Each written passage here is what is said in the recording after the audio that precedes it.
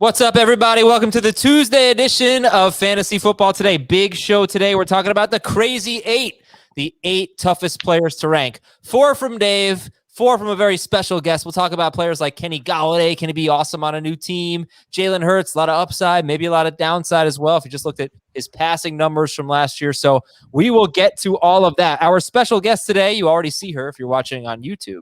But if you don't know, you know from the title of the episode. But anyway, I'll introduce her. Coming to us straight out of the Jennifer Lopez division of the Scott Fish Bowl, Lizzie on the block. Liz Loza.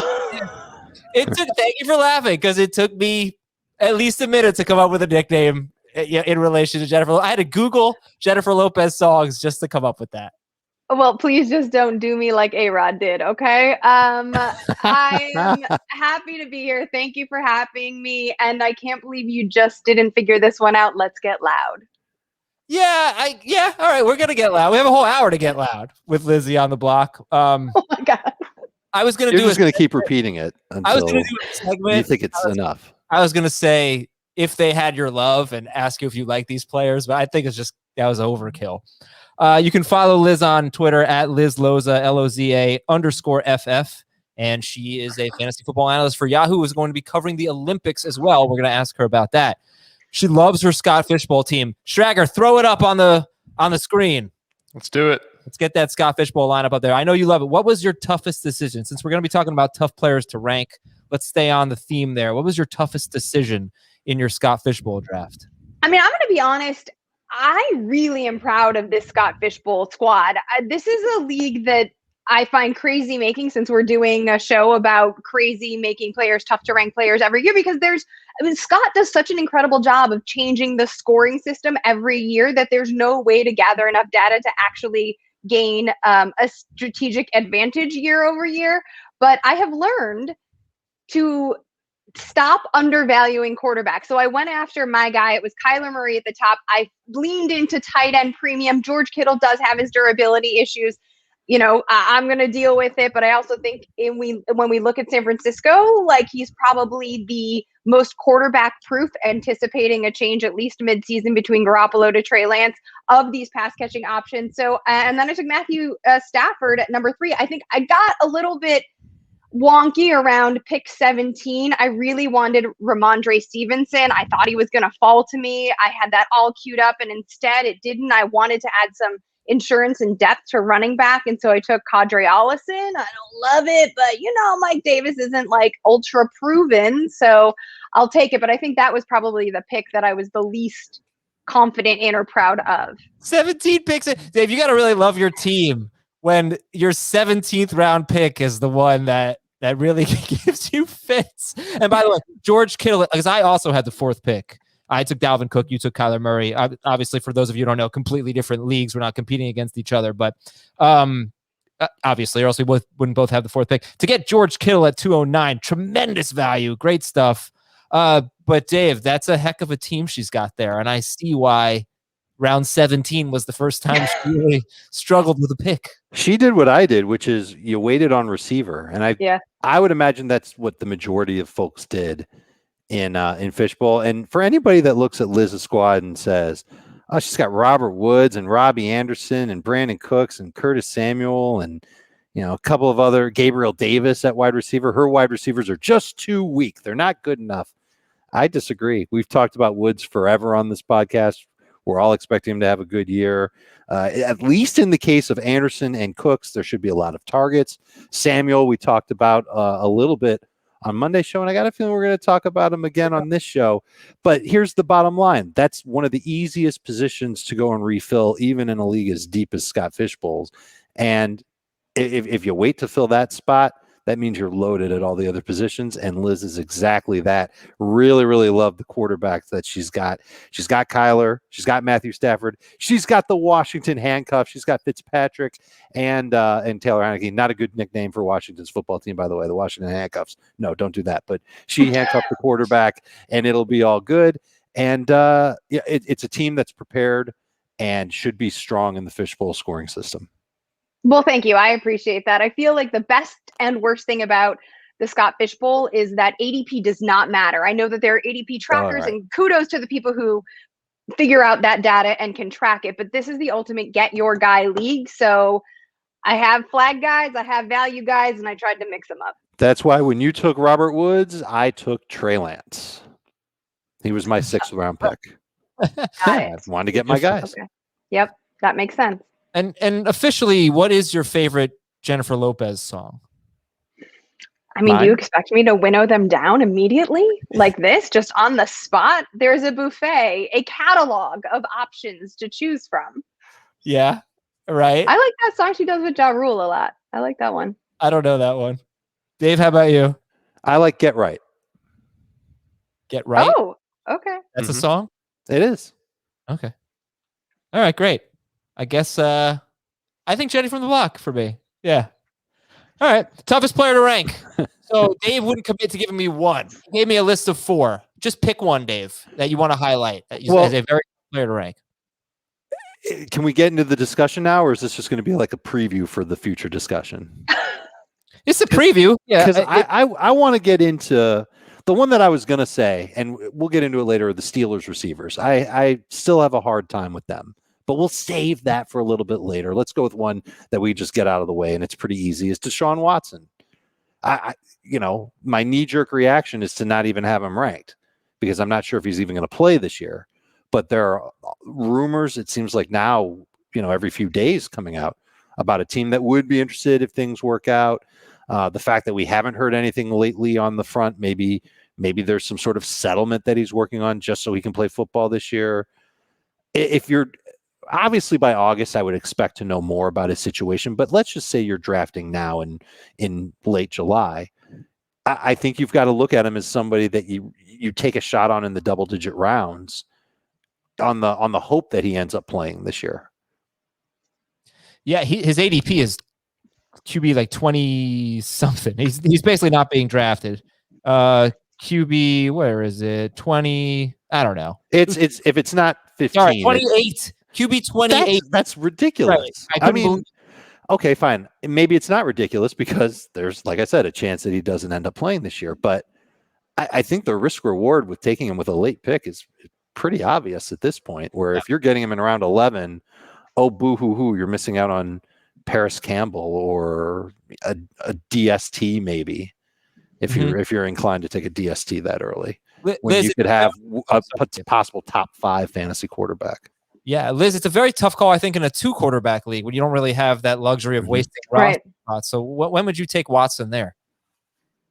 In a 2 QB league? So I don't have him ranked, actually. I just refreshed my quarterback rankings, I think it was Thursday or Friday, so pretty recently, and I took him out of my rankings. Dave's right that there is news and it's a constantly evolving situation, but I don't think I understand what Dave is saying about the potential value, and I think in a single quarterback league, that might be better, but in 2 QB, I would rather, as I did, add one of the backups to one of these offenses that I assume is going to be good, whether it's reaching for somebody like Trey Lance, which is a different conversation, or grabbing Taylor Heineke and attaching and adding some insurance to the quarterback position in Washington, because I expect the Washington football team, frankly, to win the division, beating the odds that they currently have behind the Dallas Cowboys. So I think I would lean more in that direction than bother with the carnival surrounding Watson.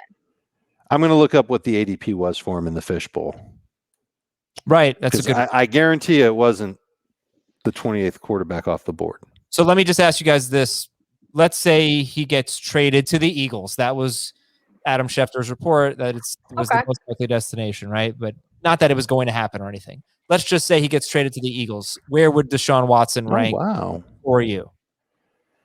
If he got traded to the Eagles and he was cleared to start this year, he wouldn't be any lower than 6th. Well, where do you have Hurts? Because if we're talking about hard to rank players, I mean, Jalen Hurts is leading my list. And I think the reason you're prioritizing Watson is for a lot of the reasons that Hurts is hard to rank. Hold up. Adam, when you said that Deshaun Watson was QB 28, were you looking at NFC? Yeah. He's QB 28 in Fishbowl too. No way. He really ended up being that far down. So he's behind Fitzpatrick, Daniel Jones, Zach Wilson, Sam Darnold. He went anywhere from 108th overall to 163rd overall. somebody took him 23rd overall in one league. No and he way. fell as far as 176th.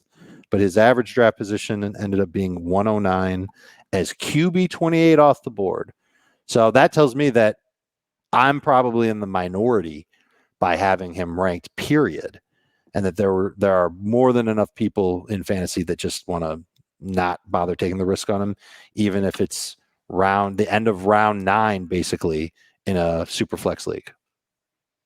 Okay, so let's get into Jalen Hurts then, Liz, as he's QB 10 right now. Yeah. After Tom Brady and Aaron Rodgers, just before Matthew Stafford and Ryan Tannehill.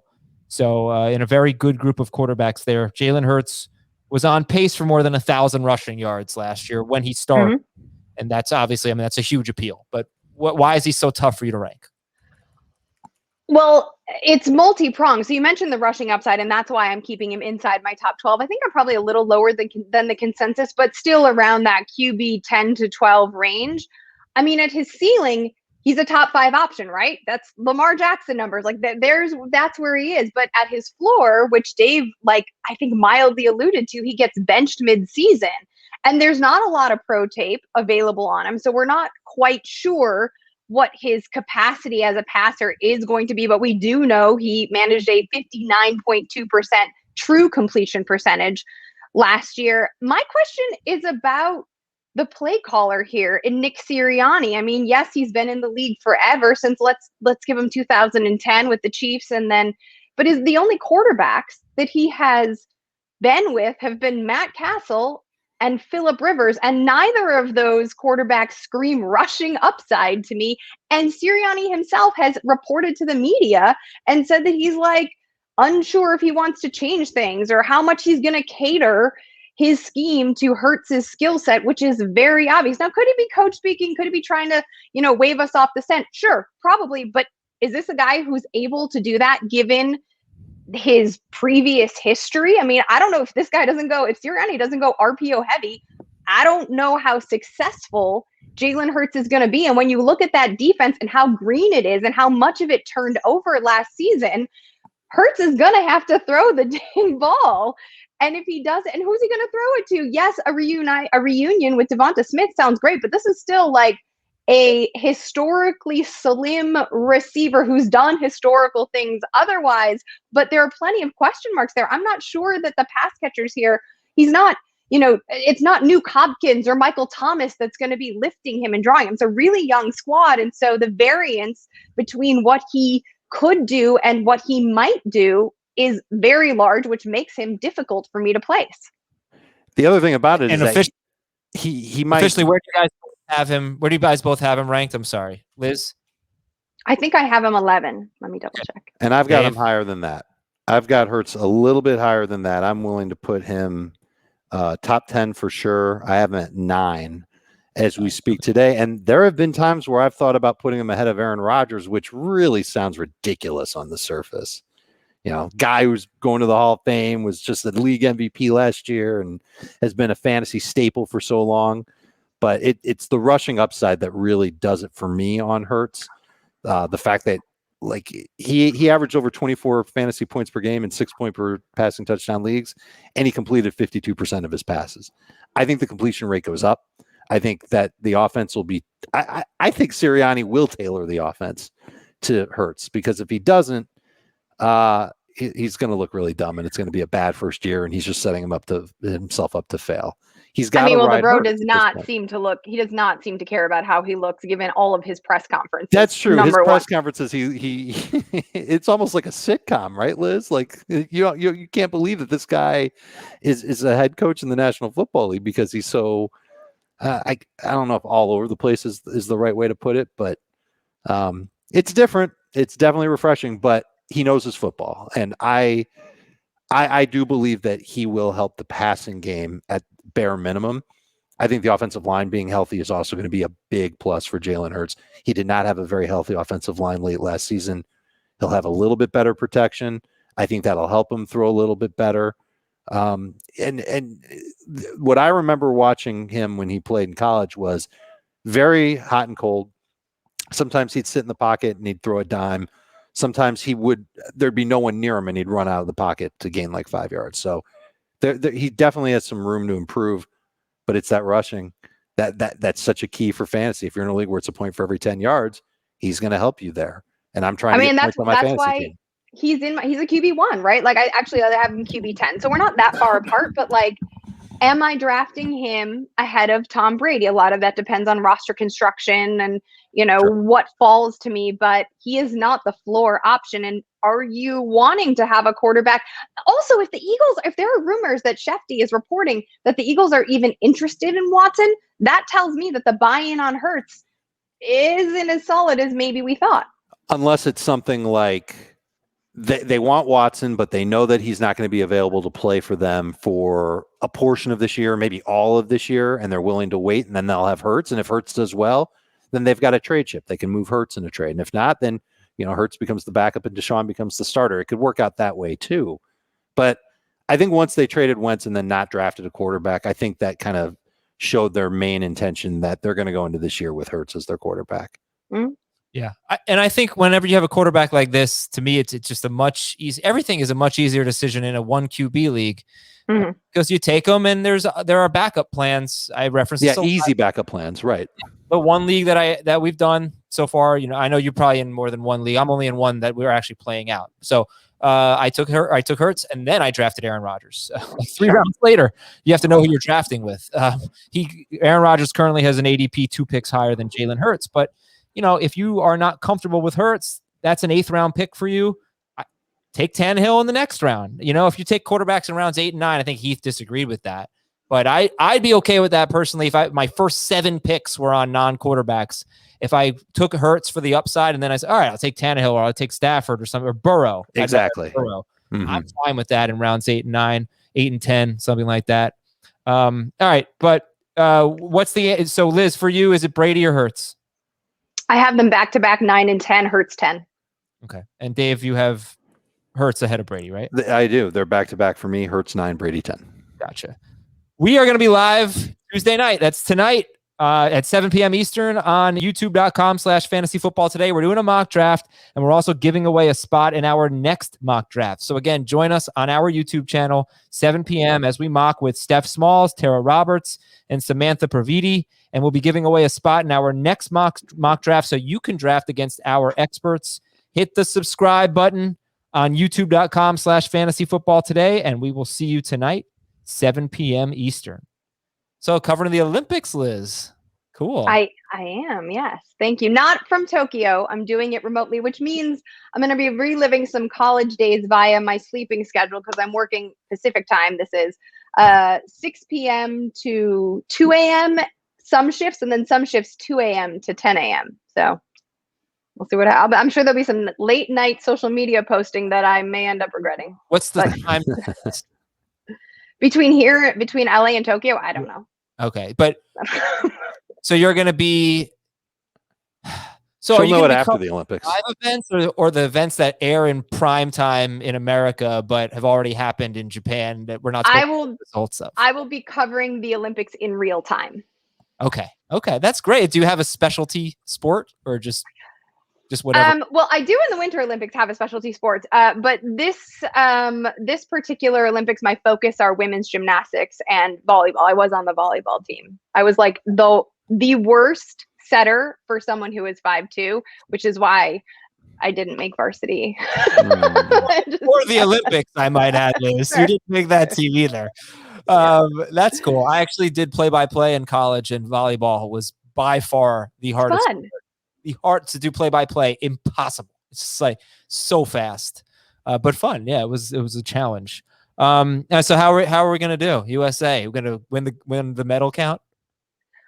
I mean, if you are tracking the alerts, I don't know how many people we're going to have going, actually, because whether anyone wants to talk, I mean, everybody may be tired of talking about COVID, and I think this is going to factor into fantasy and sports betting as well. COVID-19 remains a factor, and we are seeing numerous players not Coco Gauff, that's a big name, not traveling to Tokyo because she tested positive. So there's another woman who is just on the 3-on-3 basketball squad that's new to the Olympics this year, not traveling. Katie, I want to say Somerville or something like that. She's not traveling and can't compete. So this is very covering the lead up to the Olympics, and I believe the opening ceremonies are on Friday. Reminds me a lot of what we all did last summer heading into the NFL season. Yeah, and I know a gymnast too also got COVID, so that's really, I just feel so bad for these people that train so long, they get on the team and then they can't go, and that just stinks. So good luck to all of the Olympians. I'll be watching. I love it. And good luck to you covering the Olympics, Liz. And let's get back to fantasy football here. Saquon Barkley, not a lot of news today, but Saquon Barkley just didn't really give a timetable. He's kind of playing coy. We don't have to talk about his knee or anything, but do you feel comfortable with him as a first-round pick, Liz? And I guess we will end up talking about his knee. And where do you have him ranked, Saquon Barkley? So I have him just outside of my, I believe, top 5. I think I have him RB6, a little bit lower on him, but here's why. I, every year, starting last season actually, started doing this rest versus rust series with the help of he is my RB6, with the help of an orthopedic surgeon and the team doctor at the University of Southern California. And I wanted to dig in more to like these injury things, and also how like the COVID issue of not practicing and being on and off could like affect them. And in very deeply, I mean, I wrote 1,500 words on Saquon Barkley, so it is a deep dive. I'm more nervous than people. I think everyone's like, oh, we've seen elite athletes like Adrian Peterson is the test case that everyone wants to cite. And obviously these IG videos that he's posting with his quads are just incredible. And so it's a foregone conclusion that he is totally back, except his schedule is rough to open the season. He is facing Denver, Washington, and New Orleans. Last year, the football team and the Saints allowed the 4th and 5th fewest fantasy points to opposing running backs, respectively. Obviously, the Broncos were missing a key difference maker that will be back this year, and contributing. So I think that Saquon himself is going to want to ease in. And I think that the front office, Gettleman has to like justify this early draft capital spent on Barkley and whether it was worth it given the market surrounding the position. And if you just can't throw him back. Like, you need to ease him in, and you need to get him like used to feeling contact. These videos that he's posting are great, but there's no contact. He's not wearing pads. And so I'm not quite sure that the volume that we have been used to seeing Barkley with, both via the passing game and on the ground, are going to match what we anticipate. And I'm not quite sure under Jason Garrett, this offense can be efficient enough to make up for that deficit. Still have him RB6, but he's not like my number 4 overall pick. Man, makes me want to draft Devontae Booker after hearing all that. I agree with you, Liz. The schedule is rough to begin the year. I've got them rated with the 9th worst running back schedule to begin the season, so that will be tough for him. And it's not like he's going to get a lot of they're not going to have him take on contact in training camp very much, and they're probably not going to run him out in the preseason very much. So there could be an easing in, but we have seen before. And look, it's a case-by-case thing, where sometimes a coach will say, all right, well, we're only going to give them a limited amount of work in the first game or something like that. And then they go out and they have 25 touches because they feel fine. Coach says, you feel good? Player says, yeah, I'm good. Okay, go out there, keep going. So I would hate to tell people, don't take Saquon Barkley with a first-round pick because he's going to have a slow start to the season. Because the other thing that we've seen a ton of times is a player is either hurt or suspended to start the year, and then he ends up being just fine, and he finishes as a top 5 player at his position. I agree with Liz. This is the number 6 running back in fantasy. I would take him with a first-round pick. Yeah. I also think you have to keep in mind roster construction, because if you are able, and this is what Dave and I are both providing, if you know that he's going to start slow, then you can set nobody wants to go 0-2 in your first games like that. This is you got to win early in fantasy football in season long. And so now you can maybe add more ceiling in your flex spot or draft accordingly. If you know that if you can anticipate a slow start, you can adjust accordingly. So I agree with Dan. Like, you're going to take him in the first round, but just don't expect a fire start. Hey, one more thing. The ACL tear was on September 20th, and we're basically at July 20th, right? It's been 10 months. So by now he should be, on a standard injury, good to go. So maybe there's a lot more to it that's slowing him down? Well, he didn't get the surgery immediately, and that was because, according to the doctor I spoke to, likely they wanted his MCL to heal on its own. So he prehabbed for a month ahead of the surgery. Okay. So then in that case, he would be on the timetable because the surgery was in late October. So Yes. A month after he tore the ACL. You're right. He had the surgery on it. Okay, that's good stuff. So maybe he is on time. Okay. And the other news item I have is that someone stole Younghoe Koo's Jeep. That's Falcons kicker Younghoe Koo. They stole his Jeep, and he said, "Can you just bring my cleats back, though? I won't even be mad, bro. Just bring all my cleats back so I can go kick." That's perspective right there. Just give the man his cleats back. You can have the Jeep. That's a pretty good deal. Yeah, I like that. And I think Younghoe Koo is actually on Liz Loza's awesome Scott Fishbowl team. He's my number one kicker in my rankings. And now, knowing that he's a Jeep driver, I like him even more. I mean, that is my number one driving car right now, Liz. Yeah, someone else is driving it, but yeah. How do you feel about Schwinn? Because that's what he's got bike? right now. Oh, yeah, he doesn't have his car right now. Fine, fair. But he hopefully gets his cleats. All right, I am using average draft position on NFC since July 1st. As we talk about the toughest players to rank, we'll go through Liz's 4 and then Dave's. Liz already gave us Jalen Hurts, so I mentioned his QB 10. And the running back that she provided is Joe Mixon. Also, we'll talk about Kenny Golladay and Noah Fant, one of each position. Very cool. Joe Mixon, you think is very tough to rank. Discuss. Well, I know where I land on Joe Mixon, and I'm ahead of the consensus, but I think he's one of the more divisive running backs because of the injury history, because he hasn't necessarily always returned on investment. And I think a lot of that has to do, he's one of those players that if you're not for him, you say, oh, there are a million excuses. And if you do believe him, you cite all of those excuses. I think that he is talented. I don't think that anyone can say he's not. In 2019, he evaded the most tackles among any running back in the league at an average of 6.4 per game. So you think, oh, okay, great. Well, we know he has that talent.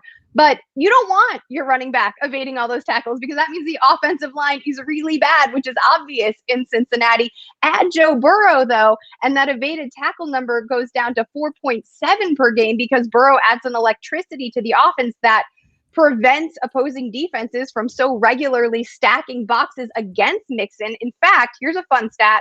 Last year, Mixon recorded a light front carry rate of 60%, which was RB7 for that category.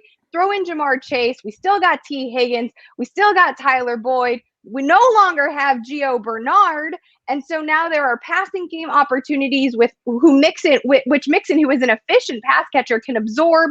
And there's more field stretching opportunities. And so I think he has an opportunity to flirt with his 2018 numbers. The question mark, and this is why he's tough to rank, is whether or not he can stay healthy enough and actually do it. The light box rate, Liz, is that 7 or fewer in the box or 6 or fewer in the box? I will double check it. I believe I've used 2 different. So let me check the one that I referenced in that article. Yeah. So that's something that I've been looking at with running backs too. And it makes perfect sense that teams they're not going to stack up to slow down Joe Mixon, especially because they figure that their big guys up front can manhandle the Bengals offensive line, which wasn't that improved. And they've got to do something about all these receivers that they have. So I think in a way, Mixon has a chance to definitely be better than last year because he got hurt and he had one great game and everything else was just kind of meh. But I think he's got a chance to really fuel his numbers via efficiency in the receiving game. And without Gio being there, I think it would be kind of dumb for the Bengals to not at least give Mixon the opportunity to be a 3-down back. And I think that overall, he'll have a chance to put up some good numbers, provided that he stay healthy. I know that's been an issue. I think the bigger issue is that there's a bunch of fantasy managers out there that are like, nope, don't want anything to do with him. He's disappointed me before. He disappointed me in 2020. He disappointed me several years ago. And he's on the Bengals. And the Bengals always lose. And I guess I get that. But I also know that the Bengals can and probably will produce a lot of points this year. So I'm on board with Mixon as a top 15 running back. If I really got cold feet on Najee Harris, he'd probably crack my top 12. So I have him at running back 10. So I'm a little more bullish for all the reasons you cited on him. And it is 6 in the box, by the way. Wow, so that's a really high rate, and that was last year, huh? Before they even got Chase. That would encourage me a lot, because I can't see that percentage changing going into 21. No. So that's what I mean about the efficiency, and so I understand it, and I think the recency bias always weighs in, but there is good reason to have a headache because of his prior performances overdrafting him. I ultimately, when doing the math, though, decided numbers don't lie and durability can only be so much. And so I'm going to put him inside my top 12. Yeah, look, if you just look at his 16-game pace for the last 3 seasons, Joe Mixon has been on pace for 1,673 total yards, 1,424 total yards, 1,509 total yards. Last year was deceiving because there was one game with just a huge game against Jaguars. But also, as kind of bad as he was as a rusher in some of those other games, he still was very involved in the passing game. They kind of phased Gio out. And in PPR, he still had respectable games. But if he's more consistent, this is a guy, just the raw numbers, he's been on pace for more than 1,400 total yards 3 seasons in a row. Per game, he's been a top 12 running back 2 of the last 3 seasons. Really, why he hasn't been incredible as a fantasy option, he hasn't had an outlier touchdown season. Now, he's been on pace for around 10, 11 total touchdowns, something like that. You figure there's definitely a chance for nobody's taking him off the field in the goal line, and the offense could be the best that's been in a very long time.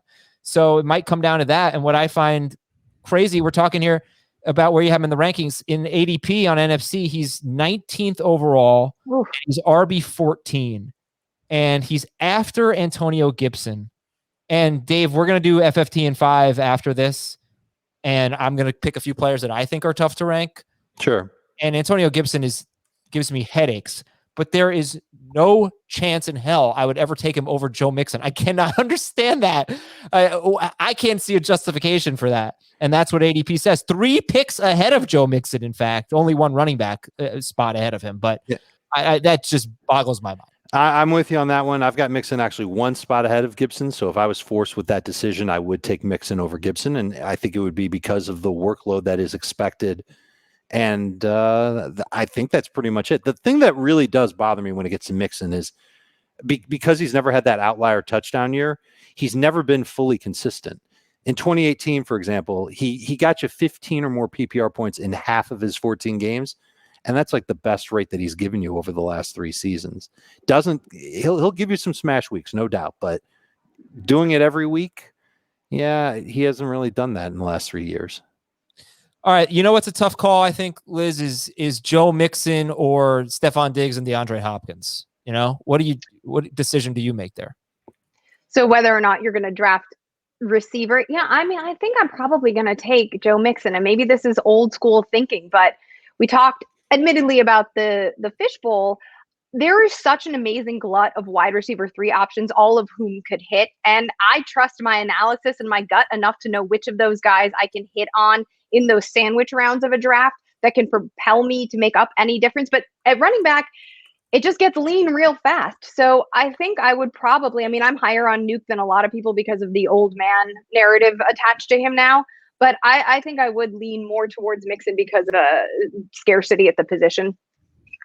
I'm going to do a Twitter poll and see who people are taking in half PPR, Mixon or Antonio Gibson. I want to see how out of touch I am, if I am. I think you should do a second one with Mixon or a receiver not named Tyreek / Devontae. Yeah. What if I just did one Twitter poll? Who are you taking in half PPR? Joe Mixon, Antonio Gibson, Stephon Diggs. Does that work? I don't know if we'll get a real barometer that way on Mixon. And I think that's what we're looking for is a referendum on Joe Mixon from the public. Okay. Then I will do 2 separate Twitter posts. Jeez, Dave. That's like 10 seconds. Making you do more work. All right, listen, quick promotion here. We've been talking about the Scott Fish Bowl. Scott Fish is the man. He has generously offered up spots to play against our experts in next year's Scott Fish Bowl. Coveted spots in the Scott Fish Bowl. In August, we're going to put those spots up for auction for St. Jude. So you'll be able to bid on a spot in leagues against each of our experts, and 100% of the proceeds are going to St. Jude. So just be on the lookout for it. We're raising a ton of money this fall.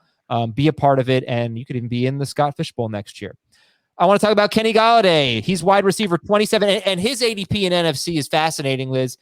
He's wide receiver 27. He's 61st overall. He is just after T. Higgins and Brandon Ayuk. We're talking about Kenny Golladay here. But he is 8 picks before the next receiver off the board, which is Odell Beckham.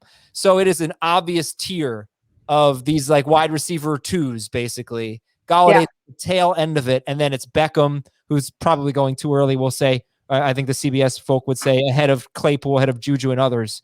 But anyway, you think Kenny Golladay is very tough to rank. Let me tell you this. I just want to tell you that with David Blau and Jeff Driscoll a couple years ago, he was on pace for 60 catches, 1,100 yards, and 8 touchdowns with those bums. And I swear they're probably, I think, worse than Daniel Jones. But what do you find difficult about ranking Kenny Golladay, and where do you have him ranked? Well, like everything, it's multi-pronged, and that's why it makes it difficult. I will also admit that I have a team named Rose All Golladay. This is a pet player of mine. I grew up in Chicago. He went to Northern Illinois University. I love these small school underdogs. I fell into the Babytron trap. And what you are referencing, the numbers that he was able to put up with nobodies, is his incredible talent. And talent, this is something that Andy Behrens taught me, is always a tiebreaker. However, I think that there is more going on here than just a too many mouths to feed scenario, though that is certainly part of this. And in an offense led by Jason Garrett, again, I'm not entirely comfortable or confident that, there's going to be a wild pace for the Giants, especially to Garrett's credit of how well he was able to turn over that defense. But here is the thing. I think we have to this was another player, the third player that I profiled in my Rest versus Rust series with Dr. Alex Weber. And the labral tear, the presumed labral tear that existed within his hip, I don't see anywhere having been repaired surgically. Labral tears can be asymptomatic in plenty of players. The orthopedic community does not know why some become symptomatic and others do not. I think what happened in Kenny G's case, and this is just via my own research and a little bit of conjecture, is that he hurt himself early on. And because there was probably a labral tear, he hurt himself in the preseason, came back from that, was absolute fire. And then the hip issue became symptomatic. He had to sit for a while. When it was time for him, he had every intention of returning. When it was time for him to come back, however, Patricia was fired, Quinn was gone, the Lions season was over. He knew he was in a contract year. Why bother sacrificing his body? So we made a business decision. It was quite a good one. I mean, there's a 4-year, $72 million deal in a weak wide receiver market, certainly proved to be a good business decision. But also, I don't see anywhere where he got the labral tear fixed. Now, could it remain asymptomatic for the entire year? Sure, it could. Could it also crop up? Yes, it could. Again, a headache. He's, for reference, my wide receiver 24. So the bottom of my wide receiver 2 options. I've already talked about the volume issue. The other issue is the quarterback that we have to deal with. Can Danny Dimes throw into tight windows, which he's going to need to do with a player like Golladay, who does not get much separation but wins at contested catches? That's another question mark. Jones hasn't done it before. Now, has he not done it before because he didn't have a receiver who could allow him to do it? Again, another question mark. All of these things make it difficult to be confident about where to put Kenny Golladay, even though we know he has this supreme talent. It's about the puzzle pieces all melding together. When I fold in the potential of him missing more time, especially in an extended season, now that we have 17 games and soft tissue issues being wildly unpredictable, I have him at the bottom of my wide receiver 2 options. He's not even a wide receiver 2 for me. All right, so he is a number 1. No, I'm just kidding. He's a high end flex. Well, what is he? Do you have the number? I got him 27th. Oh, that's exactly where he's being drafted. Well, then look at me being square. But I like that he's top 10 in consistency each of the last 2 seasons. We're always looking for 15 PPR points per game from our receivers. He's giving you at least 14 PPR, 4 of 5 last year, 10 of 16 in 2019. 8 of 15 with 14 plus in 2018. You wish it was that little extra point higher, but I guess you could live with it if it was 14. I hated the way that the Giants offense operated last year. There wasn't a receiver. This has nothing to do with Kenny, but they didn't have a 1,000-yard receiver. They didn't have 3 touchdowns. I like going back and looking at Jason Garrett's track record with receivers and how he likes having that number 1 outside threat when he called plays in Dallas. We talked about this on Monday's podcast. 5 of 6 seasons, a guy had 1,000 yards and or 8 touchdowns. The seasons where he didn't have a 1,000-yard receiver, he had 2 with 850. The year he didn't have a receiver with 8 touchdowns, he had 2 with 6 touchdowns. I'm just wondering if that's not enough for Golladay. Like, if you're drafting Golladay, you have to look at him and say, okay, his ceiling might be around 1,000 to 1,100 yards and 6 to 8 touchdowns. And if you appropriate those numbers to him, I think you just view him as a high-end flex, especially if the hip does continue to be a problem for him.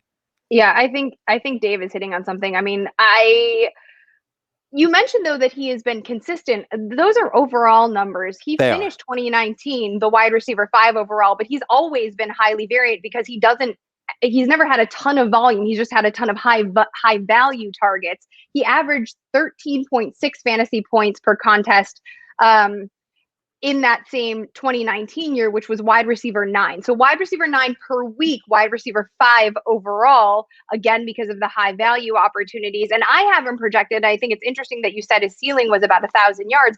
I have him for 985, 7 touchdowns, and 10 white knuckles. That's exactly right in that range that I gave you. So I like that projection a lot, and I think that's how people should remember those numbers when you go to draft Golladay. Mm-hmm. And make sure you're not leaving a receiver on the board that's got like 1,200 yard, 9 or 10 touchdown potential.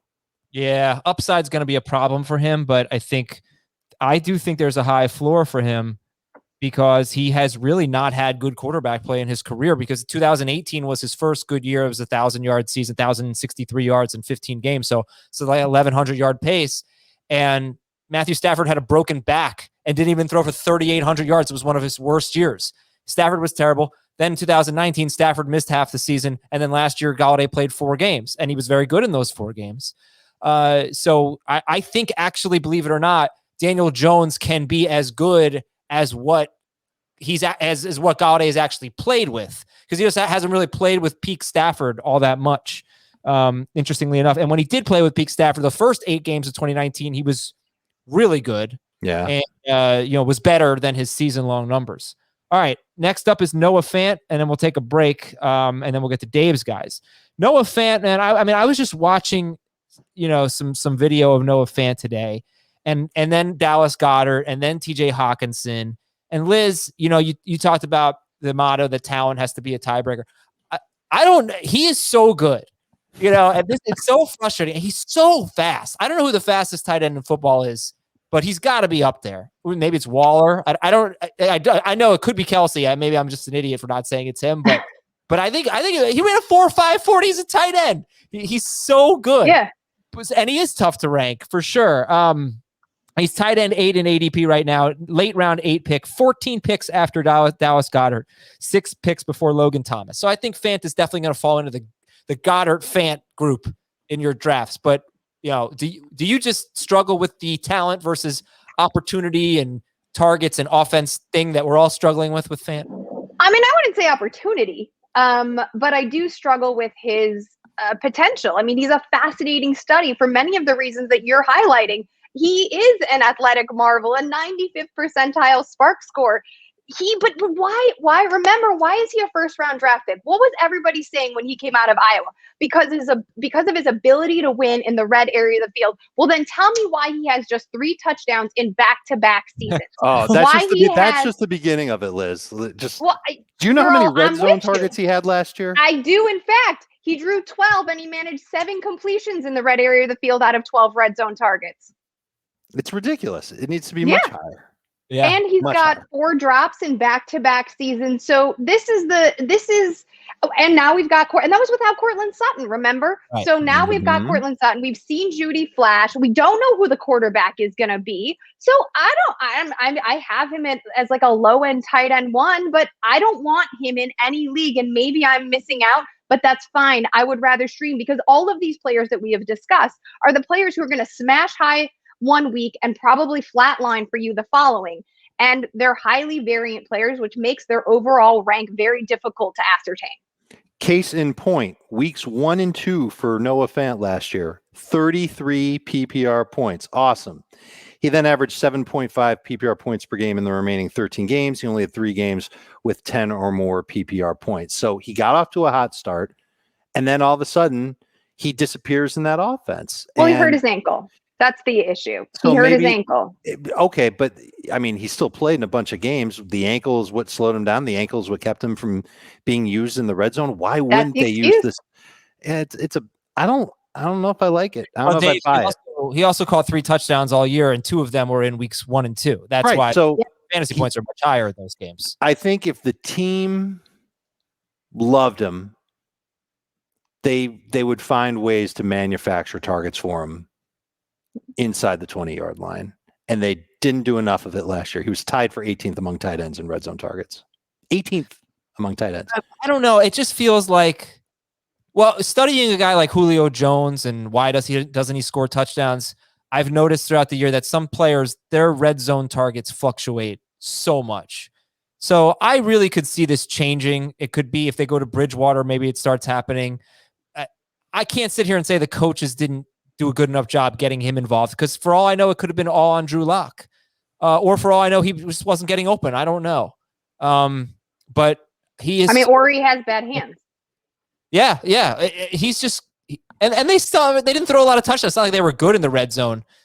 They just were bad, right? So he's really hard for me because I don't like skipping talent. He's so talented, but the Sutton thing just is a crush for me. It's the Sutton thing. It's the Judy thing. It's the Drew Lock thing.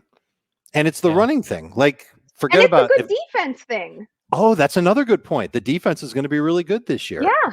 So, and they've got enough horses in their stable at running back to where we can't say, well, once Melvin Gordon goes down, they're going to have to throw 30 times a game or 40 times a game.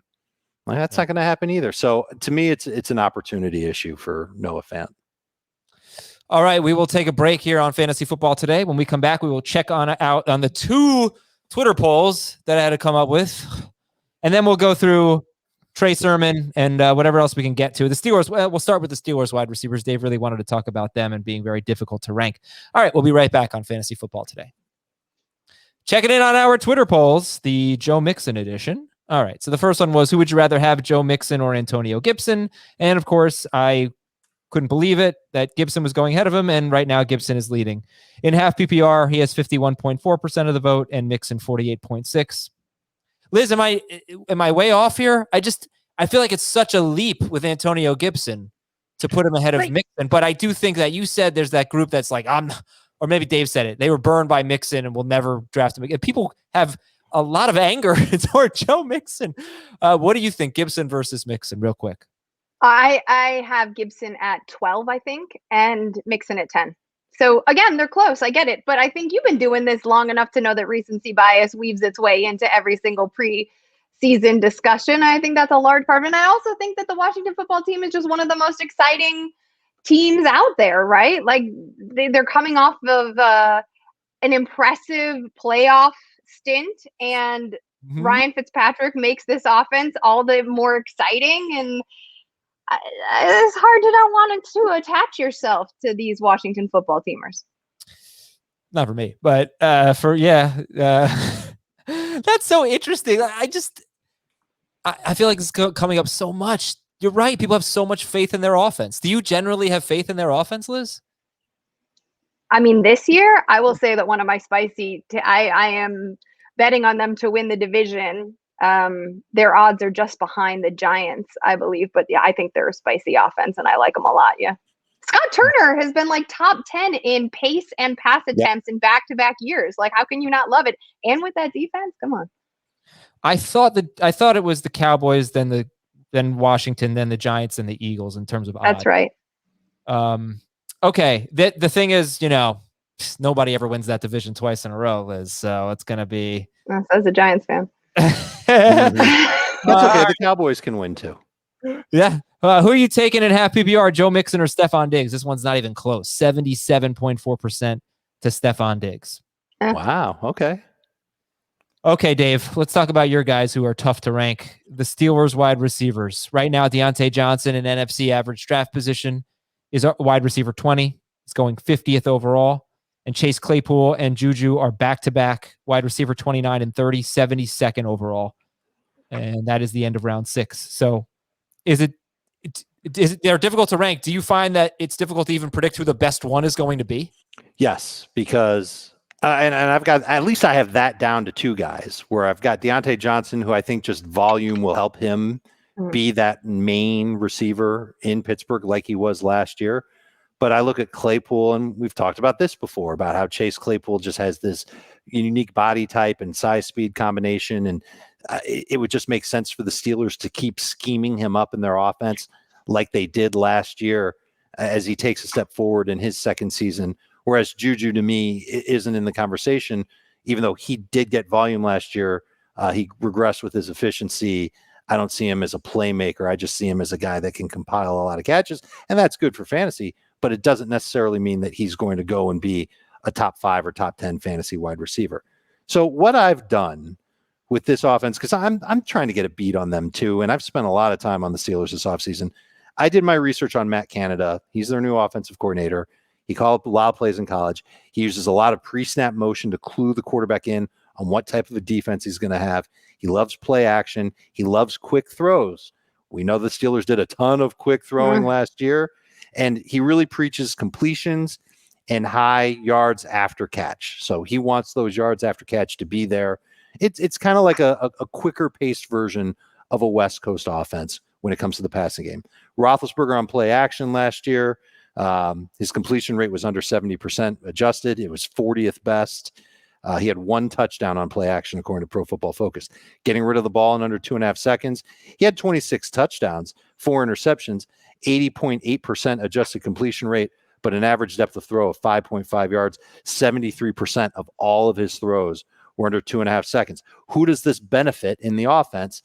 I think it benefits Johnson, and I think it benefits Juju in terms of, again, their volume, but I just can't shake Claypool and the talent that he's got, and the fact that when defenses do decide to play man against the Steelers, they're not going to have anybody there to combat Claypool. And I think he can be a bigger game wrecker in the red zone.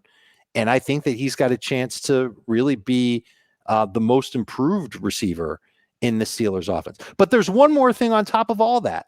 And this is a Steelers team that ran the ball 20.1 times per game with their running backs in 2020. It was the 10th lowest in football. Their quarterbacks averaged 41 attempts per game. That was the highest in the league by 1.1 attempts per game. That was Dallas. Those numbers are going to flip. So Roethlisberger isn't going to throw as much. Najee's there. He's going to run more. And it makes me wonder what it's going to do to the target share for all 3 of these guys. And it makes me wonder how many of them can really finish as top 20 options by the time the season ends. And how many of them can realistically even be top 30 options if Roethlisberger's throwing less and if he's not getting consistent playmaking after the catch from all 3 of these guys. So I struggle with them. Yeah, it's tough. Liz, do you think that Deontay Johnson should be 20 picks ahead of Claypool and Juju? I do think that Deontay Johnson has the best breakout appeal of all of these. I think his skill set is the most varied enough. I like what Dave was saying, because I think Juju is like this wide receiver 3 because of volume. But when you fold in Najee Harris, who, by the way, has plus 600 odds to win Rookie of the Year, I will take those odds. Are delicious. And it doesn't, like, Matt Canada can want to try to get the ball out as quickly as possible. He's going to have to because of his quarterback. And my only fear about Claypool, and I hear what you're saying, Dave, and honestly, Johnson had all these drops, not because he has bad hands, but because the timing with Roethlisberger wasn't good enough, because Roethlisberger's shoulder wasn't strong enough, I think, to connect. And so for that reason, I think that Juju is this, like, not at all sexy, very, very floor play. But if previously we talked about these, high variance players, you're not going to get that, I think, as much from Juju. You can probably rely on, this is not something sexy, but you can probably rely on, tight end 6 numbers from him week in and week out. Ooh. Wow. Move him up in the draft. Right. He's moving up my tight end rankings as we speak. All right. Well, as I was doing how many catches and yards, I was like, well, that's kind of what I would like out of my second tier of tight end. So who do you like better, Claypool or Juju? I'm going to be a moon shooter and go with Claypool. Yeah. Yeah. Okay. The one other nice thing about Claypool is whether he went up against man coverage or zone coverage last year, he averaged over 5 yards after catch, yards after contact per catch. That was a good, that was a good that's mention about Canada. That's one of the things that Canada's looking for. Deontay was over 5 yards also against zone coverage, but not against man. Juju was below 4, right around 4.1 either way. All right, Trey Sermon is also on your list of toughest players to rank. He is RB29, 75th overall, going after James Robinson and Chase Edmonds before Michael Carter and his teammate Raheem Mostert, or Sermon's teammate Raheem Mostert, and Melvin Gordon. So it's like Sermon, Carter, Mostert, Gordon, very close to each other. And Dave, what do you find difficult about ranking Sermon? Well, speaking of sexy, this is the sexy running back to take in San Francisco. He's swagalicious in that he knows this run scheme very well. He studied it when he was transferring to Ohio State. I think that's good. But I feel like there's going to be somebody in every league that reaches for Trey Sermon. I don't know if I want to be that guy, because Kyle Shanahan's kind of made it clear over his time in San Francisco that he's not really ready to sink all of the work into one guy. He hasn't had a rookie running back even earn 200 touches in any year from 2014 through 2020. That predates his time in San Francisco. You'd have to go back to guys like Alfred Morris to find a rookie running back that really did well under Shanahan. And Sermon also has injuries of his own. He cracked a vertebrae in 2015, a torn left LCL in 19, dislocated his left shoulder of January of this year. So I wonder if there's going to be some consistent, let's just use everybody at running back. And Shanahan won't really give a damn about our fantasy teams. And so I love the talent that Sermon has, but as long as Mostert and Gallman, maybe Elijah Mitchell, and by the time we get to late November, maybe Jeff Wilson are all around in San Francisco, there won't be a time where you'll feel great about starting Trey Sermon. My guess is that he'll have 5 really nice games for fantasy this year. Good luck figuring out when they're going to be. Liz, do you take Mostert or Sermon? I'm probably going to take Sermon. I agree that he's difficult. I mean, he was my number 5 running back heading into the draft.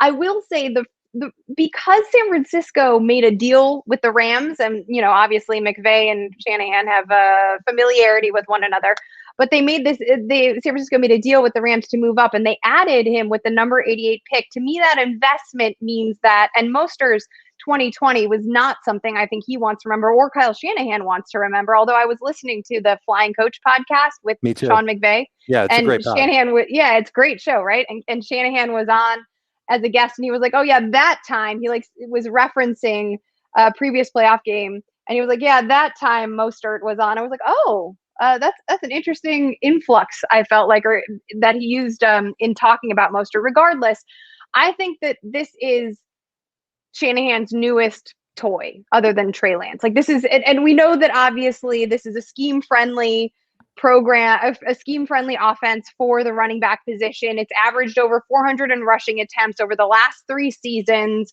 and both Jeff Wilson and Raheem Mostert closed out 2020 inside the top 30 in fantasy points per game. So that's also what's helping to boost Sermon. I agree. I've had trouble ranking Sermon as well, because it's not just his injury history, Dave, but also, and I think you're going to agree with this, his running style invites this sort of injury issue. And yes, Shanahan likes those kind of backs. Tevin Coleman, Jerick McKinnon, Trey Sermon is Shanahan's type, and Shanahan's type has proven that they cannot sustain a full 16, now 17 game season. I mentioned, Adam, one last thing. I mentioned that Shanahan hasn't had a rookie running back with over 200 touches since 2014. He hasn't had a 49ers running back, period, get over 200 touches, with the exception of Carlos Hyde in 2017. So 18, 19, 20, he didn't have one that even had 200 touches over the balance of the year. None of them had 1,000 yards either. Yeah, so Sermon, I just found this funny. He had 114 carries, 116 carries. More than half of them came in 2 games. And that was the Big Ten championship game. He had 29 carries for 131 yards and 2 touchdowns. And then the college football semifinal, he had 31 carries against Clemson, 193 yards and a touchdown. And then unfortunately, he only had 1 carry in the national championship game, and he got hurt. But he wasn't a workhorse by any means until those last 2 games for him. Basically, he had 60 carries. Also, slow 40 time, but they love his 10-yard split. He had a very fast 10-yard split, so he gets going quickly. Doesn't have the high-end speed like Mostert does, but they love that he had like 95th percentile on his 10-yard split. All right, Dave, we are... You know what? I think this whole conversation made me a lot more comfortable with where to rank Trey Sermon. And where are you putting him? I think I'm going to move him down. I think I'm not going to be the guy that goes after Trey Sermon. Okay. So is he inside or outside of your top 25? He'll be outside. Okay. Definitely outside. How about 30? How about 30? I think he'll be right around there. So good flex, good number 3, good non-PPR flex when you know he's going to play. I don't know. I just feel like he could end up clogging my roster for a big chunk of the year. And the injuries, the lack of consistent success in college, and Shanahan's track record, it just makes me nervous. Where is he for you, Liz? I have him RB 26 right now. 26. All right. So I'm not as Wavo-Z as Dave is right now. I don't know if I can put him outside my top 30. Again, the investment though, the draft investment is real enticing to me. 3rd round pick, 4th, I believe, right? The 4th running back off the board. Number 88 overall. Right. And trading up for him definitely means something. All right, well, we're going to save Curtis Samuel for fantasy football today in 5 and Antonio Gibson. We're going to have to pick one player who's not on Washington. We'll get to that. Please check out FFT in 5 and make sure you're following Liz at Liz LOZA _FF and all of her Olympics coverage. And it was awesome having you on. Thank you very much. Thank you very much. I love coming on. And Dave, thank you for helping me tweak my rankings. I guess Yahoo should pay you a little bit because you helped me out here. On the house. No problem. Appreciate it. Yes, and when Kadri Allison has taken over for Mike Davis and Ramondre Stevenson's getting 2 carries a game, your team is going to be even better. No. What's going to happen is Kadri Allison's going to go off, and Liz and I will meet in the championship for the trophy because we both have Allison on our Scott Fishbowl teams. Wait a second. Hold on. Talk amongst yourselves. I think I might have Kadri Allison on. Oh, that would be amazing if you got him too. I got him in round 20. I lied. I got him in 17. Okay, it doesn't really matter when you get him, as long as you got him on the squad. That's right. He's going to be the reason why we succeed this year in Fishbowl. You heard it here first. QO. You're going to face the manager of Allison Chains from the Allison Chains division who drafted Kadri Allison. That was a great pick. Excellent. All right. And if he would you? Yes. Good job, Dave. Again, it's a very difficult band to make song puns with. But luckily, Jennifer Lopez isn't. That's Liz Loza, Dave Richard. I am Adam Azer. Thanks very much for listening, everybody. We'll talk to you tomorrow on Fantasy Football Today.